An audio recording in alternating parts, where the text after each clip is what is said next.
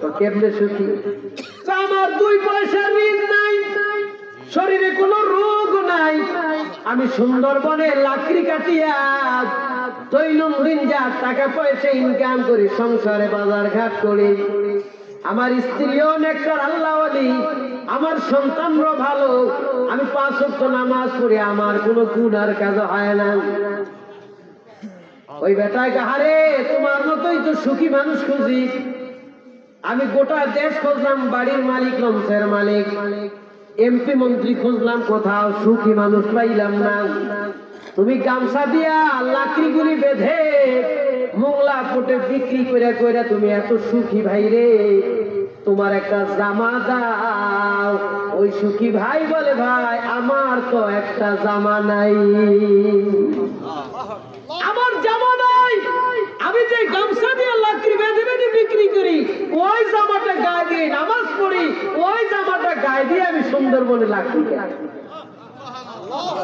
তার মানে গোটা দেশ খোঁজে, সুখী মানুষ পাওয়া যায় না। সুখী মানুষ যাইবা পাওয়া গেল, তার আবার কাপড় নাই। এদিক দাও, সে কি সুখী? তার মানে এই পৃথিবীতে সুখী মানুষ পাওয়া যায় কি যায়? কেবল সেই সুখী যার এই কলবটায় আল্লাহর সঙ্গে সম্পর্ক আছে। সে পাগল, দুনিয়ার মানুষ সবাই জানে সে পাগল, কিন্তু আল্লাহর দরবারে তার অনেক দাম বেশি। পৃথিবীতে বহু মানুষ ছদ্মবেশে চলে, সে যে এত বড় ওলি দুনিয়ার মানুষও জানে না, কিন্তু আল্লাহ এবং ওই বান্দার সাথে সম্পর্ক কি আছে না? মুসা আলাইহিস সালামের নাম শুনছেন তো আপনারা? মুসা নবী তো মেজাজ ছিল পড়া, 100 বার দিলে চোখ ছিটকে যাবে। মুসা আলাইহিস সালাম রাস্তা দিয়ে যায় আর দেখে পাগল, উনি আল্লাহর সাথে প্রেম করে, আল্লাহ আমি যদি তোমারে পাইতাম, তোমারে কোলে নিয়ে নিয়ে মানুষের বাড়ি বাড়ি ঘুরতাম। আল্লাহ তোমাকে যদি আমি পাইতাম, তোমার মাথায় 1 নাম্বার খাঁটি সরিষার তেল মালিশ করে দিতাম। আল্লাহ তোমারে যদি পাইতাম, খাঁটি গরুর দুধ গরম করে তোমার একটু খাওয়াইতাম। মুসা আলাইহিস সালামের মেজাজ গরম, আল্লাহ খায়নি, আল্লাহর কোলে দিতে পারবে? আল্লাহর মাথা কুদরতি মাথা তেল দেওয়া যায়? কি বলে পাগলে? মুসা আলাইহিস সালাম, এই পাগল তুই বলো কি? ওই পাগল তো তাকে ভয়, মুসা নবী যে খাবার দিছে, যদি সুপারি দিত শেষ করে। পাগল দৌড় দিয়ে জঙ্গলে চলে গেছে। আকাশ বাণী হল, আল্লাহ ওহী নাযিল করে দিলেন, ওহি আহমদ সোয়ে মুসা আজ খুদা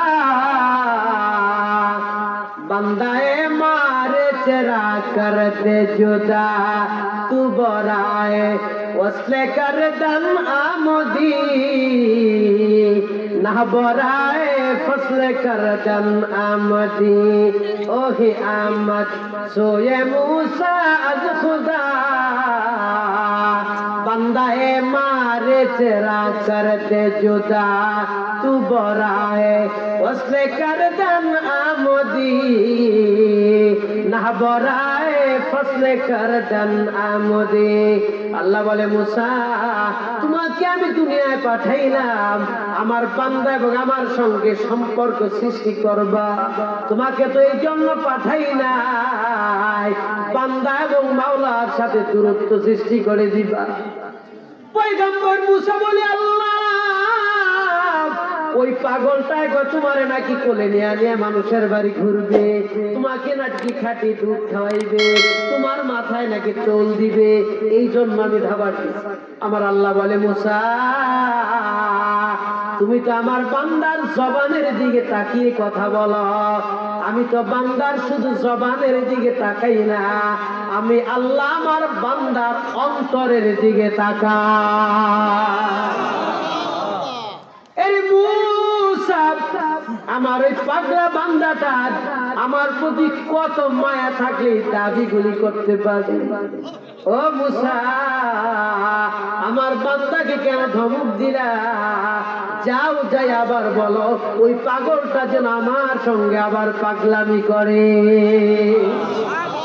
তাইলে দুনিয়ার মানুষ যাকে পাগল বলে, অথচ তার সঙ্গে আল্লাহর গভীর সম্পর্ক। তারা অলিয়া উলিয়াও চিনে। আজ থেকে 72 বছর পূর্বে স্যার সিনার নেসারউদ্দিন রহমতুল্লাহ আলাইহি 68 বছর হয়ে গেছে, দুনিয়া থেকে চলে গেছে। নেসারউদ্দিন রহমতুল্লাহ আলাইহি চাঁদপুরে আছে, চাঁদপুর শহর। একজন দরবেশ ছিল, ন্যাংটা পাগল। দোকানে যায়, ভাই রে আমার একটা গামছা দাও। কেন? লজ্জাটা থাকলো, শরমটা না। তুমি তো সব জায়গায় ন্যাংটা হইয়া তো, আজকে কেন শরম ঢাকা লাগবে? আমি যে এতদিন চাঁদপুর শহরে কোনো মানুষ দেখি নাই, মানুষ পশু পাখির সামনে ন্যাংটা হইলে যে শরম লাগে, আজকে বরিশালের নেসারউদ্দিন নামে একজন মানুষ আইতেছে, তার সঙ্গে দেখা করবো, এই জন্য শরমটা ঢাকা লাগবে। তাইলে দেখেন ওই পাগলটা কত বড় অলি, চক্ষুষ্মান, তার চোখে মানুষ দেখে না। ওই রকম অলি যদি থাকতো, আমাদের যেরকম গরু ছাগল দেখে কি, আমরাও কি আসলে কাতারে পড়ি? এই জন্য মানুষ হওয়া চাই, মানুষ হওয়াটাই বড় কথা। শর্ষিনার শাইখুল হাদিস আল্লামা জয়নুল আবদিন দেলকাঠি 45 বছর বুখারী শরীফ পড়েছে। পিসা হুজুরের কাছে যে ফু দেখ, হুজুর মোরে একটু ফু দেন, দুজন মানুষ হচ্ছে। এত বড় ভালো মানুষ, আল্লাহওয়ালা মানুষ, সে হুজুরের কাছে যায় বলে কি, হুজুর একটু ফু দেন, আমি যেন মানুষ হইতে পারি। তার মানে আমাদের মানুষ হওয়াটা এখন দূরে রয়েছে। এই জন্য নেক আমল করা, ইবাদত বন্দেগী করা ভালো কাজ।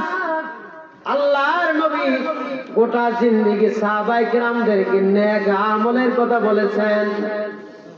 কিন্তু নেক আমল করলাম যদি না ঠিকই, নেক আমলের দাম আছে না? সারা রাত্র মাছ ধরলাম, মাছ যে রাখে এটার কি আপনাদের তুলা, ও মাছ ধরা আমার এলাকায় ভুলে গেছি, আমি বুঝি আছি কোন দেশে ডুলা বলে। বরিশালে বিভিন্ন জায়গায় কথা বলতেছে। ডুলা যদি ফুড়ে থাকে, মাছ ধরে শুধু ডুলায় রাখে, ফজরের সময় জায়গায় দেখে মাছ নেয়, তাইলে এই পরিশ্রম কষ্টের কোনো দাম আছে? আর ডুলা যদি ভালো থাকে, অল্প মাছ পাইলেও ওইটাই থাকবে। নেক আমল বহু করলাম, কিন্তু আমার আমলের ভান্ড যদি থাকে ফুটা, তাইলে ওই আমলের কোনো দাম আছে? সুন্দরবন থেকে দোস্ত মধু নিয়েছে 5 কেজি, দোস্ত তোমার লাগে মধু হচ্ছে একটা ভান্ড না। এখন আপনি আলকাতরা 3 বেচতে দিছে মধু, 2 দিন পর্যন্ত গন্ধ। এখন এটা কি মধুর দোষ না পাত্রের? পাত্র ভালো তো মধু ভালো, তুলা ভালো তো মাছও থাকবে। আমাদের আমলের ভান্ডটা যদি ফুড়া হয়, নেক আমল করলাম, তাহাজ্জুদ করলাম, আওয়াবিন করলাম, ইসরাফ করলাম, কিন্তু শেষ পর্যন্ত যদি নেক আমল না থাকে, আমার ডুলা ফুড়া থাকে, তাইলে আপনি দেখবেন জিরু। আর ডুলার ফুড়া হইল গুনার কাজ, অন্যের গীবত করার দ্বারা, অন্যের শিকায়ত করার দ্বারা নেক আমল নষ্ট হয়ে যায়। জেনা করলে গুনাহ হয়, চুরি করলে গুনাহ হয়, আর গীবত করলে গুনাহ হয়, নেক ওটাই। দেখছেন? অথচ আমাদের এই সমাজে প্রচলন আছে না? আল্লাহর নবীর জীবনের শেষ প্রান্তে আইসা মসজিদে নববীতে নবীজি বসা, ফজরের নামাজ পড়ে পূর্ব দিকে মুখ করে বসলেন। আল্লাহ নবী এত দয়ার ভান্ডার, নবীর চেহারার দিকে তাকাইলে সাহাবায়ে কেরামের পেট ভরে যেত। 2 দিন 3 দিন 4 দিন না খেয়ে থাকতো। নবীজির মায়ার চেহারার দিকে তাকাইলে ওই সাহাবীদের পেটে খিদা লাগতো না। এত মজার চেহারা। আবু হুরায়রা রাসূলের দরবারে বইয়া থাকতো, রাসূলের কাছে শুধু জবানের দিকে তাকাই থাকতো, একটা হাদিস বললে শুধু লিখে ফেলে। গরিবের বাচ্চা তো, ব্রেন ভালো হওয়ার জন্য খাওয়াও লাগে ভালো। আবু হুরায়রা 7ম হিজরিতে মুসলমান হয়েছে, 10ম হিজরিতে আল্লাহর নবী তো দুনিয়া থেকে চলে গেছে। পাইছে কয় বছর? 3 বছর। আবু হুরায়রা সবচেয়ে বেশি হাদিস বর্ণনা করে। অন্যান্য সাহাবীরা কেউ 10 বছর, কেউ 18 বছর, কেউ 23 বছর, 5 বছর। নবীর সোহবত পাইয়া এত হাদিস বর্ণনা করতে পারে না। আবু হুরায়রা 7ম হিজরিতে মুসলমান হইয়া নবীর দরবারে গেলেন। আল্লাহর নবীর জবান থেকে যা হাদিস শুনে মুখস্থ করে ভুলে যায়, মনে থাকে না। নবীর কাছে যে অভিযোগ করলেন, ইয়া রাসূলুল্লাহ ইন্নী ক্বাদ হাফিজতু হাদিসাকা সুম্মা নাসিতু সুম্মা নাসিতু সুম্মা নাসিতু, ইয়া রাসূলুল্লাহ আপনার জবান থেকে যা হাদিস শুনি ভুলে যায় ভুলে যায় ভুলে যায়। নবীকে চাদর খানা দাও, একটু ফু দিয়ে দিন। হুজুর আমার চাদর হইবে, আমার তো ব্রেন ভালো, চাদরে হবে কি? তো দাও না। নবী ফু দিয়ে দিলেন, আবু হুরায়রা চাদর গায়ে দিলেন। তো খোদার কসম, ওই দিন থেকে আমি একটা হাদিস আর বলি। শুধু নবীর দরবারে বসে থাকতেন, হাদিস থেকে। আবু হুরায়রা একদিন, দুই দিন, তিন দিন পেটের খিদা, কিছু খাইতে পারে না। সারাদিন না খাওয়া, পেটের যন্ত্রণা, নবীর কাছে বলাও নিষেধ। কারণ সুয়াল করা আল্লাহর নবী নিষেধ করেছেন, মানুষের কাছে অযথা চাইবে না। আবু হুরায়রা ভাবলেন বলা যাবে না, রাস্তার কাছে শুয়ে থাকি, লোকেরা দেখলে তো বলবে আবু হুরায়রা খিদায় কই যায়, কিছু দিতে। আবু বকর যায়, ওমর যায়, ওসমান, আলী রাদিয়াল্লাহু আনহুম, এরা যায়। আবু হুরায়রাকে কেউ জিজ্ঞাসা না, খিদা না খিদা কেন কি? শেষ পর্যন্ত নবীজির দরবারে গেলেন। খিদা, যন্ত্রণা, হাহাকার। কিছুক্ষণের মধ্যে একজন লোক এসে আল্লাহর নবীকে এক পেয়ালা দুধ দিয়ে দিলেন। আবু হুরায়রা খুশি, আলহামদুলিল্লাহ, এই দুধটা আমারই মনে রসুল দিয়ে খিদা। আবু হুরায়রাকে ডাকছে, দিকে আবু হুরায়রা আলহামদুলিল্লাহ কে দৌড়ে গেছে, হুজুর আমার তো খিদা। আবু হুরায়রা এক পেয়ালা দুধ আছে, এখানে যতজন আছে প্রত্যেকের খাওয়াইয়া এরপরে তুমি খাইছিস।